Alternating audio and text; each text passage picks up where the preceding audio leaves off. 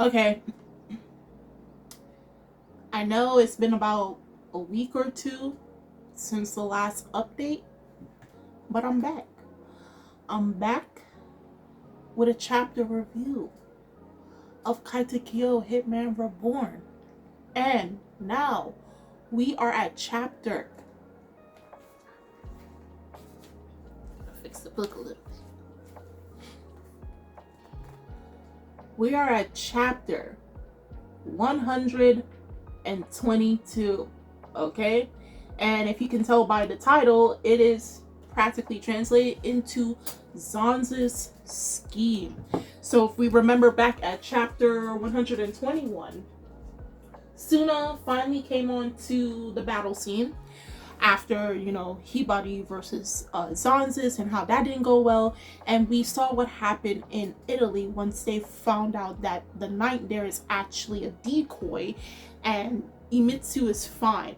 So come to find out, the knight was sent to Japan not to watch over everything that's going on with the scramble battle, but the Golomoska, which was originally a war machine, okay, during one of the world wars on Italy's side, and the Varia purchased said war machine for their purposes, aka for this battle, right? And the only way it can operate is via a human's life source, via a dying will flame. So mind you, now when you connect all those things, and Tsuna was facing against Golomoska after it went haywire, and he finally cut down Golomoska. When Golomoska opened by the end of chapter 121, out came an elderly man. Out came of that big old suit of metal was the knight. And that shocked particularly Tsuna and Reborn. Come mind you, the knight was the one that hired Reborn to start training Tsuna to become the next candidate for the Vongola Familia organization, right? So to see that, and then Tsuna, who saw a picture of the knight, okay, he saw a picture of him. He looks like a very kind, elderly man, despite, his ties to the mafia, and he is quite literally the boss currently right now. He saw a picture of him during his training good chapters ago, okay? So the chapter opens up, and then Tsuna, his dying will, hyper dying will, is going out, and then he's like, this person, Night Boss. This surprises Basil, because he's like, what is the Night Boss doing here in Japan? And then also obviously wondering, why is he in the suit? For what reasons? All you see in the next panel is XANXUS smiling, because he's like, yo, my scheme, as the chapter of the title is stating, his scheme is happening, okay? And you can kind of guess where this is all going, right? But as I'm going into it, we'll see, Tsuna is panicking. He's wondering, why is the knight in the Golomoska? Of course, the knight has a huge wound on his chest. It's an elderly man. Yes, he does run one of the most dangerous organizations in the black market currently right now in the underground world. But at the same time, he's an elderly man, right? And so Reborn is getting very angry. He too is like, what was the knight doing in the Golomoska? Why was he providing Golomoska's operation to work? Basically giving his own life source his dying will, which is slowly eating away at his life to operate. Okay, it's messed up. And then we have where XANXUS now in this entire chapter is gaslighting the heck out of Tsuna. He goes to say, you've gone and killed the knight. Mind you, no one is thinking, and the only ones that do know this is XANXUS and his crew, the rest of the Varia. Okay, they're the ones that plotted his whole thing.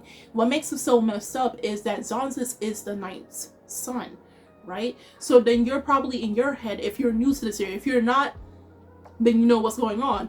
But if you're new, you're wondering, why would XANXUS do this to his own father? And you could probably say, bad blood and all that. But so far as to go and have someone else fight his father, took his father from his home, How he did it, eventually they'll explain.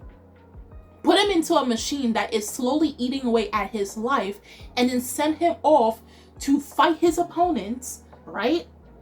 And then let his opponents kill his dad, and then is painting it on basically the victim of the whole situation as a murderer, right? So because of that, and because remember, you have to remember also the Cervello is there. So remember, they're recording everything that is taking place.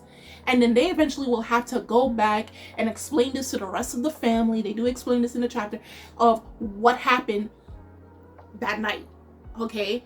Therefore, making it seem like, okay, since Tsuna went into this fight and took out the knight, who's still currently the head of the Vongola, automatically this can make XANXUS the head, because they don't find Tsuna qualified. He's the one who took out the boss, the current boss right now, and he will be a detriment to the entire family, to the organization, and so he should be taken out, and this will lead XANXUS to take over like he always wanted. But the reasons as to why he put his father into this, it actually does say in the chapter. So now, while he's saying that, XANXUS is saying that you gone and killed the knight and everything, Tsuna is now panicking. He looks like he's hyperventilating, because he's like, he's looking at his hands like he can't believe he actually did this.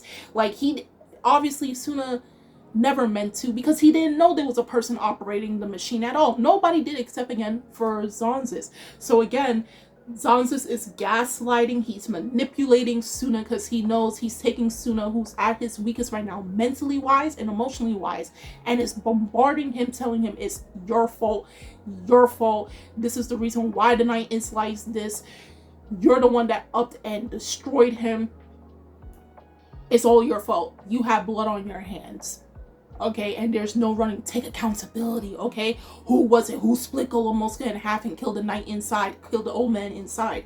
And Tsuna is about to, like, really, he's like, no, it was me. It was me that did it. And just before he can actually, like, agree to the manipulation tactics, that's my manipulation tactics that XANXUS is using currently right now on a very weakened mind Tsuna currently, we have where the knight has gained consciousness, and then he's like, no, the person who is at fault, he didn't even blame his son, he's blaming himself. He said the one that's at fault is me. So now he goes on to explain to Tsuna now that my weakness has caused all this mess. My weakness has allowed XANXUS, my son, to awaken from his long sleep, right? And now this ties back to a couple of chapters ago. I can't remember exactly the chapters, but also about with Dino talking about like how he knew XANXUS and all that, and what happened a couple of years ago. Now they actually come and explain it in this chapter. So they foreshadowed it a couple of chapters ago, and now they're doing it here. So now we have where Reborn is explaining basically the ties that XANXUS has to his father. What does he mean by him waking up from his long slumber? So we have in the panel where it's obviously Reborn is questioning, what do you mean from his long slumber? Because after the cradle affair, and they did explain that a couple of chapters ago, XANXUS was actually kicked out from the family, okay? And then because he was kicked out, his father ordered that XANXUS must be surveilled very strictly by the Vongola. The cradle affair happened 8 years prior to the current storyline at the moment, and it was basically a coup d'etat against the Vongola. So XANXUS, at one point in his life, tried to overthrow his father and take over the Vongola. And this led to the cradle affair, and this led to XANXUS sleeping for a period of time. Okay? How he went to sleep, we don't know. They will explain that as chapters go by. So this is where, again, Reborn is continuing going, saying like, because of the rebel led by XANXUS, everybody had to keep the cradle affair, hush hush, because nobody wants to, like, your enemies can find out, oh, your own flesh and blood, your own offspring try to take you out, oh, I can use this as a weakness because now because I have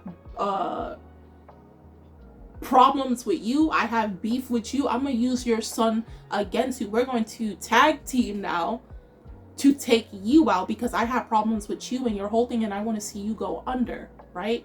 So the only people that really knows of what has happened 8 years prior is obviously the Ninth and his people, as well as like those who are in higher power, obviously, and obviously the Varya are the only people within the entire organization that knows. It did not reach out to anybody else, okay? And then because after the whole coup d'etat was dismantled, then his father, the Ninth, put XANXUS to sleep, and ever since then, XANXUS has had a grudge and hatred for the Vongola, especially for his father, and it's just been growing over the years for the next 8 years, right?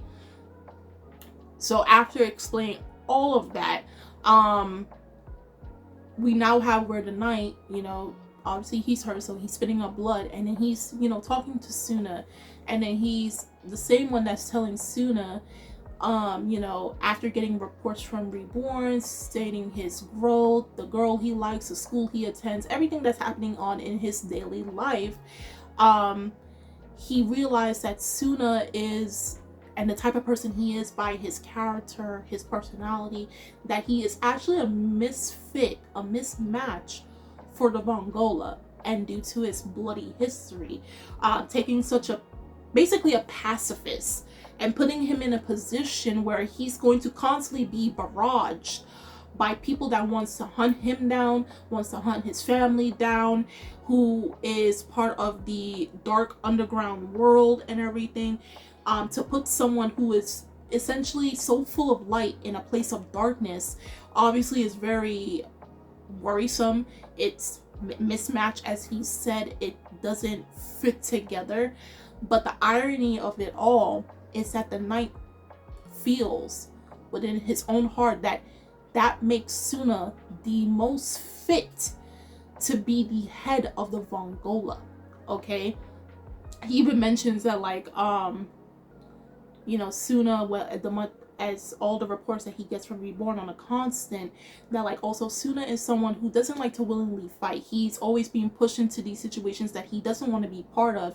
Tsuna always frowns and has a crease between his eyebrows, and then he's always clenching his fist like it's in prayer. Do take those words that he's saying and keep it at the back of your mind, because in a couple of chapters, I guess within the next 2-3 chapters, you'll understand why he mentioned those particular things. Tsuna's brows are always creased, his hands are always clenched like he's in prayer, okay? And again, stating those are the reasons why all of those things that he knows about Tsuna, from his daily life to his reluctancy to going into battle. And in a way, that kind of reminds me of Gohan from Dragon Ball Z, how Gohan was always someone that didn't want to fight. Remember particularly the Cell Games arc, right? Android 16 watched Gohan. He knows Gohan, and just before he died, he tells Gohan, I know you are a gentle person by heart, I know you love life, and I know you don't like fighting. Take those words that Android 16 said and basically put them here too as well, okay? It's basically the same thing. People who are Tsuna and Gohan, both gentle at heart, pacifists, very reluctant to fight, doesn't like to be put into these type of situations, but they are the most fit to be in the position that they are, to fight for what's right, fight for the life that they want to fight for, that they want to obtain and keep. I just had to make those comparisons, because when I was reading the chapter, I'm like, that really does remind me of what happened, even though like their positions are actually pretty similar in a way. They are pretty similar when you think about it, right? Except that Android 16 is not the boss of any organization, but his position and the Ninth's are very similar, whereas Tsuna and Gohan are kind of similar in that sense too. So this is where now Tsuna realizes that XANXUS was never actually chosen. And mind you, it did say that his father, Tsuna's dad, Imitsu, along with the knight, chose their representatives or their successors. And remember, Imitsu was the one that went to the knight to explain, hey, I want my son to be the next head. And it's not only just through bloodlines due to his connection to the first, but he thought Tsuna would be the best fit. And this chapter tells you that the knight also agrees. He also agrees because of who Tsuna is. He feels like, despite Tsuna being the complete opposite of what a mafia boss should be, he is the most ideal. Because he sees that Tsuna can actually change the Vongola, right? And that's why he chose him. What he did now is take his index finger and then lit a dying will flame on his finger and touches Tsuna's forehead. And now Tsuna's just like, he feels this overwhelming warmth and a feeling of nostalgia. And then he immediately gets this flashback of when he's much more younger, probably anywhere between like a toddler age, like 3 to 4 years old, and he's with his mom, his dad, and he's in the arms of the knight. The knight went to go visit Tsuna when he was very young, and Tsuna really liked the knight based on this picture. It was like a very happy moment, and this causes Tsuna to start crying because he's just like, wait, I actually remember you. You were very much involved in my life in my younger years, Obviously, you can tell now that like he can't be constantly going to Tsuna and everything, but he was there in Tsuna's younger years, right? And as the flashback or that particular moment is fading off, you can see the dying will flame on the knight's finger starting to die out because he's growing weaker and weaker and weaker. He's like practically on the brink of dying, and Tsuna's trying everything in his power. He's screaming for the knight to like, please wake up, don't die, I need all the answers. He's calling out for him. And this is where you actually see for the first time Reborn is grieving. Like, his eyes are shadowed, but his lips are like when you get upset and you have to tell, and it's just like, because that tells you that like Reborn respects the knight a lot. Okay, despite his baby form and everything, and despite his title as #1 hitman, Reborn has a lot of respect for the knight. So to see him in this position really has struck a nerve in him. And we go back to, again, the gaslighting from XANXUS. How dare you kill the knight, and you struck him down, challenge his own son, and then you did this to my own father, despite everything that was explained of what the heck happened 8 years prior to current storyline of what XANXUS tried to do, a coup d'etat against your own dad, and now you're trying to make Tsuna the bad guy, right? So now he goes to say, now I will kill you for what you have done to my father. This is an act of vengeance. And then everybody's shocked by this. And then we have where like Reborn now is saying that like everybody is questioning what the heck does he mean by that? Like, it wasn't even Tsuna's fault. He didn't know any of this stuff that was going on. Reborn is basically saying that, aha, now I know why you were doing all of this, because you wanted to paint Tsuna as the villain for striking down the knight. So therefore, with the Cervello being here recording everything, you can look like the martyr, you can look like the guy who didn't know any of this was happening, okay? And have it that Tsuna now, if when they bring it to the upper echelons, basically to the remaining of the family, Tsuna is no longer viable for the position, and therefore they have no choice but to seat you as the head, right? They purposely trapped Tsuna into a position that he had no way of winning or overcoming, okay? This was all a trap. That's why from basically the fight of Ryohei versus Lusaria, that's when the seed of this entire trap was planted. From then on, when he said, something may have happened to the knight or whatever in Italy and all that stuff, that's where he planted it from. And now you see it actually start to grow into fruition, this was all a ploy to make Tsuna look like the bad guy. Okay, that's why he's like, okay, I'll entertain you and allow you during the Lambo versus Leviton's fight. I'll allow you to keep fighting. He knew what he was doing. He knew what he was doing. So and then he knew that like anybody that tried to oppose him will seem like, okay, you're trying to oppose the family, so now we go after you, put targets on your back because of what had happened during tonight. Okay, so like it's just a really bad situation because it's just like no one knew, at least on Tsuna's side, no one knew this was the whole plot line for basically XANXUS' revenge. Because this is more of a revenge for XANXUS, because he felt like this is my position, and what happened 8 years ago with the cradle incident, this is my just due.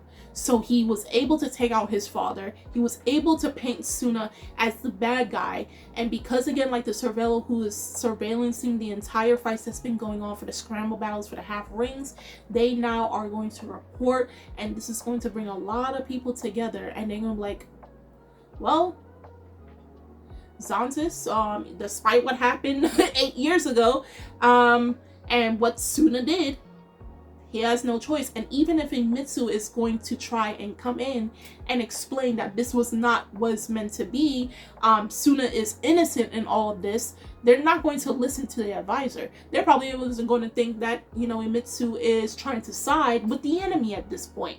So it's going to be a whole lot of trouble. And we have Reborn, for the first time, is livid. He's like, my patience has run out. But, and this scares the Cervella because they know if they tried Reborn, somebody was going to die. But Reborn is like, you know, I'm going to leave it up to my student who is very reluctant to fight, who's scared of going into fights. So therefore he goes ask Tsuna, what are you going to plan to do? Tsuna now is wiping his tears. He's getting up, he's shrugging off his shoulder because he realized, yo, this is injustice. As bad as the Mafia is, what you did tonight was all kinds of wrong. So now this is where Tsuna gets up. And then he's like, yo, I'm going to take back this ring.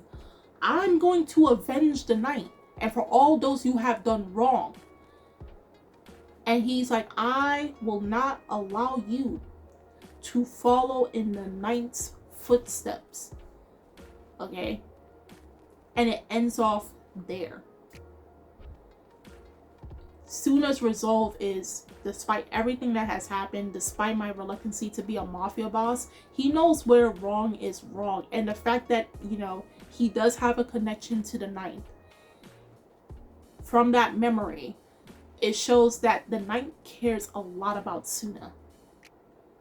Like family. And Tsuna obviously cares about him. He just didn't have the memory until this point. And he's like, nope, I'm gonna take you out. I'm going to defeat you, get back this ring, and take my rightful place. Reluctantly, but it's the right thing to do.